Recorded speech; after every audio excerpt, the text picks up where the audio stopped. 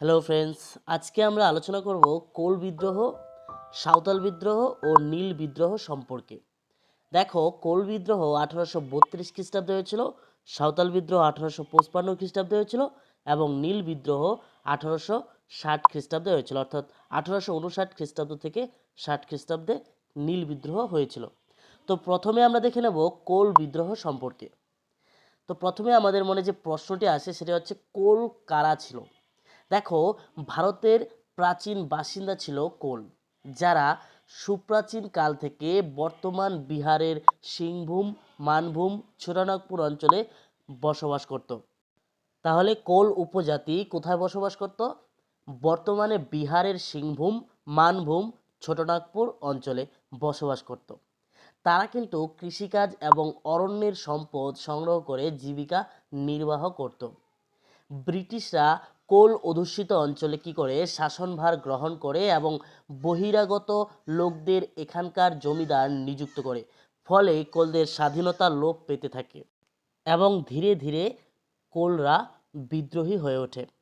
যদি আমরা লক্ষ্য করি যে কোল বিদ্রোহের কারণ কি ছিল, তাহলে 1 নম্বর কারণ দাঁড়ায় বহিরাগত দিকুরা কোম্পানির শাসনের ফলে ক্রমশ উপজাতিদের জমি হস্তগত করতে থাকে। 2 নম্বর কি হতে পারে? রাজস্ব বৃদ্ধি পেতে থাকে। মহাজনদের শোষণ ও মহিলাদের উপর নির্যাতন বৃদ্ধি পায়। মদের উপর কর বৃদ্ধি পায় ও আফিম চাষে বাধ্য করা হয় কোলদের। কোম্পানির শাসন ব্যবস্থা তাদের সামাজিক স্বাতন্ত্র্য কেড়ে নেওয়া হয়েছিল। কাদের? কোলদের। তাহলে এগুলি কিন্তু ছিল কোল বিদ্রোহের মূল কারণ। আবারও বলছি, উপজাতিদের জমি হস্তগত করতে থাকে, রাজস্ব বৃদ্ধি পেতে থাকে, মহাজনদের শোষণ ও মহিলাদের উপর নির্যাতন বৃদ্ধি পায়, মদের উপর কর বৃদ্ধি পায়, আফিম চাষে কোলদের বাধ্য করা হয় এবং কোম্পানির শাসন ব্যবস্থা কোলদের সামাজিক স্বাতন্ত্র্য কেড়ে নেওয়া হয়। এর ফলেই কিন্তু কোল বিদ্রোহের সূচনা হয়েছিল। এখন প্রশ্ন হচ্ছে যে এই কোল বিদ্রোহের নেতৃত্ব কারা দিয়েছিল? 1 নম্বর হচ্ছে বুদ্ধ ভগত, 2 নম্বর জোয়া ভগত, ঝিন্দ্রাই, মানকি, সুইমুন্ডা প্রমুখ এই কোল বিদ্রোহের নেতা ছিল। এই কোল বিদ্রোহ কোথায় কোথায় হয়েছিল? রাঁচি, হাজারিবাগ, সিংভূম, মানভূম, পালাউমো, ছোটনাগপুর প্রভৃতি অঞ্চলে কিন্তু এই কোল বিদ্রোহ ছড়িয়ে পড়েছিল। দেখো, কোলরা কি করেছিল? সরকারি দপ্তর ও থানায় আগুন লাগিয়ে দিয়েছিল, কিন্তু শেষ পর্যন্ত কিন্তু এই কোল বিদ্রোহ ব্যর্থ হয়েছিল। শেষ পর্যন্ত ব্রিটিশ সেনা নির্মম দমন-পীড়ন চালিয়ে বিদ্রোহ দমন করে। এখানে খুব গুরুত্বপূর্ণ একটি পয়েন্ট আমাদের মনে রাখতে হবে।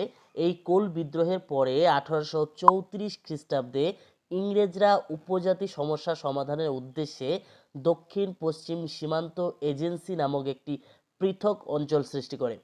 এই অঞ্চলে কোম্পানির নিয়মবিধি কার্যকর হবে না বলে সিদ্ধান্ত নেওয়া হয় এবং উপজাতীয় গ্রাম প্রধানদের জমি ফেরত দেওয়া হয়। তাহলে দক্ষিণ পশ্চিম সীমান্ত এজেন্সি নামক একটি পৃথক অঞ্চল কোন বিদ্রোহের পরে সৃষ্টি হয়েছিল? অ্যান্সার কী হবে? অ্যান্সার হবে কোল বিদ্রোহের পরে। কবে? 1834 খ্রিস্টাব্দে। খুব গুরুত্বপূর্ণ একটি পয়েন্ট, আমাদের কিন্তু এটি মনে রাখতে হবে। এরপরে আমরা আলোচনা করব সাঁওতাল বিদ্রোহ সম্পর্কে। সাঁওতাল উপজাতি হলো ভারতের প্রাচীন বাসিন্দা আদিবাসী সম্প্রদায়ের মানুষদের একটি অংশ।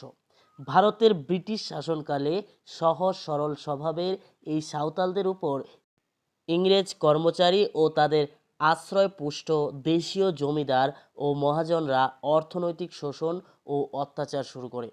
এর ফলেই সাঁওতালরা কী করে? ইংরেজ সরকার, জমিদার ও মহাজনদের বিরুদ্ধে বিদ্রোহ শুরু করে, যা সাঁওতাল বিদ্রোহ নামে পরিচিত। এই বিদ্রোহের অন্যতম কারণ কী ছিল? মহাজনদের শোষণ, ব্যবসায়ীদের দ্বারা কেনারাম ও বেচারাম নামক বাটখারার সাহায্যে সাঁওতালদের ঠকানো। দেখো, কেনারামের সাহায্যে যখন মহাজনরা সাঁওতালদের কাছ থেকে কোনো কিছু কিনতো, তখন কিন্তু তাদেরকে কেনারাম নামক বাটখারার সাহায্যে কিন্তু ঠকাতো, এবং যখন বিক্রি করতো তখনও কিন্তু সাঁওতালদের ঠকাতো। ইংরেজ কর্মচারী, রেল কর্মচারী ও ঠিকাদারদের দ্বারা বিভিন্নভাবে সাঁওতালদের উপর নির্যাতন করা হতো। সাঁওতাল রমণীদের উপর নির্যাতন করা হতো। খ্রিস্টান মিশনারিদের ধর্মান্তরীকরণ নীতি সাঁওতালদের ক্ষুব্ধ করেছিল। কোম্পানির চিরস্থায়ী বন্দোবস্ত, বিজাতীয় বিচার ব্যবস্থা প্রভৃতি সাঁওতাল ঐতিহ্য ও রীতিনীতিকে আঘাত করেছিল, যা হুল বা বিদ্রোহের রূপ নেয়। এখানে আমাদের একটি ব্যাপার মনে রাখতে হবে যে হুল শব্দের অর্থ কিন্তু বিদ্রোহ।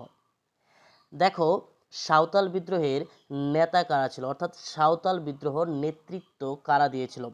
সিধু কানু, চাঁদ ভৈরব, বীর সিংহ, কালো প্রামাণিক, ডোমন মাঝি প্রমুখ কিন্তু এই সাঁওতাল বিদ্রোহের নেতৃত্ব দিয়েছিল। দেখো সিধু কানু দুই ভাই ছিল। এই দুই ভাইয়ের নেতৃত্বে 30শে জুন 1855 খ্রিস্টাব্দে প্রায় 10,000 সাঁওতাল ভগ্নাডিহির মাঠে মিলিত হয়ে হুলের ডাক দেয়, অর্থাৎ বিদ্রোহের ডাক দিয়েছিল। কবে? 30শে জুন 1855 খ্রিস্টাব্দে কিন্তু তাহলে সাঁওতাল বিদ্রোহের সূচনা হয়েছিল। কোথায়? ভগ্নাডিহির মাঠে। কার নেতৃত্বে? সিধু ও কানুর নেতৃত্বে। বিদ্রোহীদের হাতে অত্যাচারী ও কুখ্যাত দারোগা মহেশলাল দত্ত এবং কুখ্যাত মহাজন কেনারাম ভগত নিহত হন। প্রায় 20,000 বিদ্রোহীকে হত্যা করে ইংরেজরা 1856 খ্রিস্টাব্দে এই বিদ্রোহ দমন করেছিল। তাহলে প্রায় 20,000 সাঁওতালকে কিন্তু হত্যা করেছিল ইংরেজরা 1856 খ্রিস্টাব্দে এবং এই বিদ্রোহ দমন করেছিল। এই সাঁওতাল বিদ্রোহ কোথায় শুরু হয়েছিল? সাঁওতাল পরগনায় শুরু হয়েছিল, কিন্তু তা ধীরে ধীরে কিন্তু বেশ কিছু এলাকায় ছড়িয়ে পড়েছিল, যেমন বোকারো, পুরুলিয়া, হাজারিবাগ, পালাউমো, জামশেদপুর, গুমলা প্রভৃতি এলাকায় কিন্তু এই সাঁওতাল বিদ্রোহ ছড়িয়ে পড়েছিল। এখন কিছু গুরুত্বপূর্ণ পয়েন্ট চলো দেখে নিই, যেগুলি পরীক্ষার জন্য খুবই গুরুত্বপূর্ণ। দেখো দামিন ই কোহ শব্দের অর্থ কী? দেখো দামিন ই কোহ শব্দের অর্থ কিন্তু পাহাড়ের প্রান্তদেশ। সাঁওতালরা পাহাড়ের প্রান্তদেশে জঙ্গল পরিষ্কার করে তার চাষযোগ্য ও বসবাসযোগ্য করে তোলে। এই অঞ্চলকে তারা নাম দিয়েছিল দামিনী কোহ। পরের পয়েন্ট হচ্ছে সাঁওতাল বিদ্রোহের নেতা সিধুকে গুলি করে হত্যা করা হয় এবং কানুকে মৃত্যুদণ্ডে দণ্ডিত করা হয়। তাহলে সিধু ও কানুকে কিভাবে মারা হয়েছিল? সিধুকে গুলি করে হত্যা করা হয়েছিল এবং কানুকে মৃত্যুদণ্ডে দণ্ডিত করা হয়েছিল। এরপরে পয়েন্ট হচ্ছে সাঁওতাল বিদ্রোহের প্রতীক ছিল শাল গাছ। তাহলে যদি প্রশ্ন হয় যে সাঁওতাল বিদ্রোহের প্রতীক ছিল কোন গাছ, তাহলে অ্যান্সার হবে শাল গাছ। এরপরের পয়েন্ট হচ্ছে সাঁওতাল বিদ্রোহের পরে কোম্পানি সাঁওতালদের ক্ষোভ প্রশমনের জন্য পৃথক সাঁওতাল পরগনা গঠন করে এবং সংশ্লিষ্ট অঞ্চলে মহাজনদের সুদের হার নির্দিষ্ট করে দেয়। তাহলে সাঁওতাল বিদ্রোহের পর কিন্তু কোম্পানি সাঁওতালদের ক্ষোভ প্রশমনের জন্য পৃথক সাঁওতাল পরগনা গঠন করে এবং সংশ্লিষ্ট অঞ্চলে মহাজনদের সুদের হার নির্দিষ্ট করে দেয়। তাহলে সাঁওতাল বিদ্রোহের প্রতীক কী ছিল? শালগাছ। সাঁওতাল বিদ্রোহের নেতা সিধু ও কানুকে কিভাবে মারা হয়েছিল? সিধুকে গুলি করে হত্যা করা এবং কানুকে মৃত্যুদণ্ডে দণ্ডিত করা হয়েছিল। এরপরে হচ্ছে নীল বিদ্রোহ। দেখো নীল বিদ্রোহ কবে হয়েছিল? 1859 থেকে 1860 খ্রিস্টাব্দের মধ্যে হয়েছিল।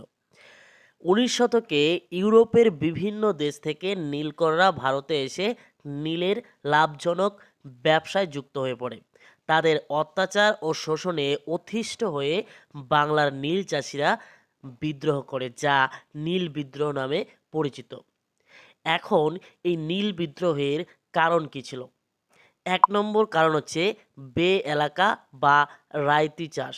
বে এলাকা বা রাইতি চাষের ক্ষেত্রে নীলকররা চাষিকে অগ্রিম অর্থ দিতে চাষির নিজের জমিতে নীল চাষে বাধ্য করত। 2 নম্বর হচ্ছে দাদনী প্রথা। নীলকররা নীল চাষের জন্য চাষিকে বিঘা পিছু মাত্র 2 টাকা অগ্রিম দাদন দিত।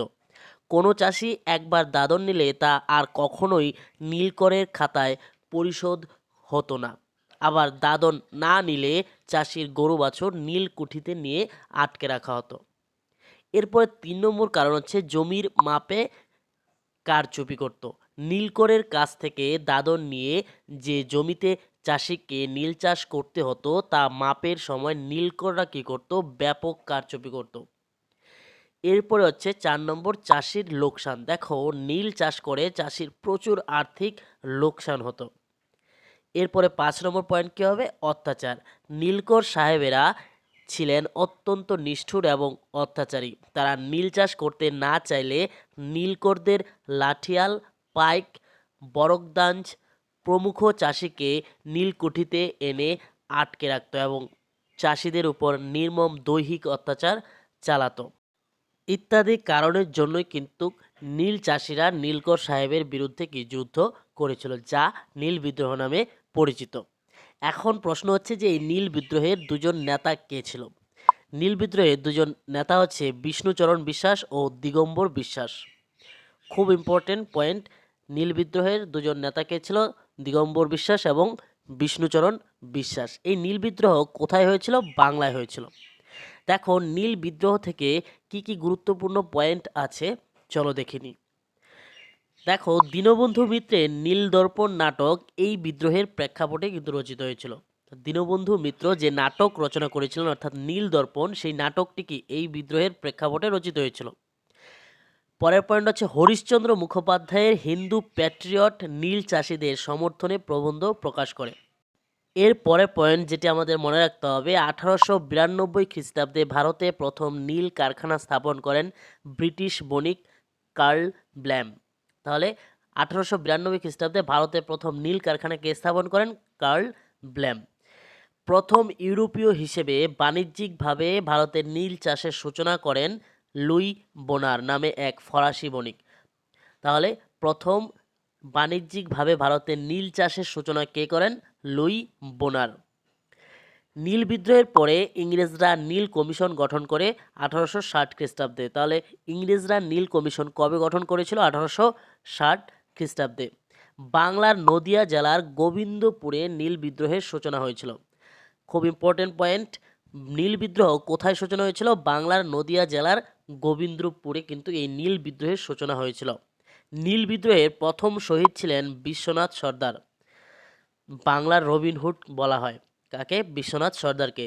তিনি ছিলেন নীল বিদ্রোহের প্রথম শহীদ।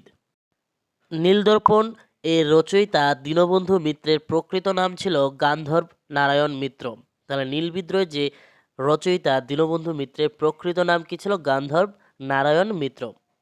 নীলদর্পণ নাটকটি ইংরেজিতে অনুবাদ করেন মাইকেল মধুসূদন দত্ত। তাহলে নীলদর্পণ নাটকটি ইংরেজিতে অনুবাদ কে করেন? মাইকেল মধুসূদন দত্ত।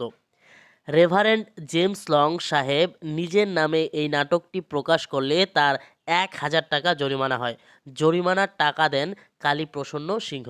তাহলে রেভারেন্ড জেমস লং সাহেব নিজের নামে এই নাটকটি প্রকাশ করলে তার কি হয়? 1000 টাকা জরিমানা হয়। জরিমানার টাকা কে দেন? কালীপ্রসন্ন সিংহ। তাহলে নীল বিদ্রোহের সূচনা কোথায় হয়েছিল? নদিয়া জেলার গোবিন্দপুরে নীল বিদ্রোহের সূচনা হয়েছিল। নীল বিদ্রোহের পরে নীল কমিশন কবে গঠিত হয়েছিল? 1860 খ্রিস্টাব্দে। ভারতে প্রথম নীল কারখানা কবে স্থাপিত হয়েছিল? 1892 খ্রিস্টাব্দে। কে স্থাপন করেন? কার্ল ব্ল্যাম স্থাপন করেন। নীলদর্পণ নাটকটি কে রচনা করেছিল? দীনবন্ধু মিত্র। নীলদর্পণ নাটকটি ইংরেজি অনুবাদ কে করেছিল? মাইকেল মধুসূদন দত্ত। দেখো এগুলি কিন্তু খুব গুরুত্বপূর্ণ পয়েন্ট এবং বিভিন্ন পরীক্ষায় কিন্তু এগুলি থেকে প্রশ্ন দেখতে পাওয়া যায়। তো বন্ধুরা আজকে এই পর্যন্ত। তোমাদের যদি ভিডিওটি ভালো লেগে থাকে তাহলে অবশ্যই চ্যানেলটিকে সাবস্ক্রাইব করে এবং পাশে থাকা বেল আইকনটিকে প্রেস করে রাখো এবং কমেন্ট এবং লাইক শেয়ার করতে অবশ্যই ভুলবে না। ধন্যবাদ।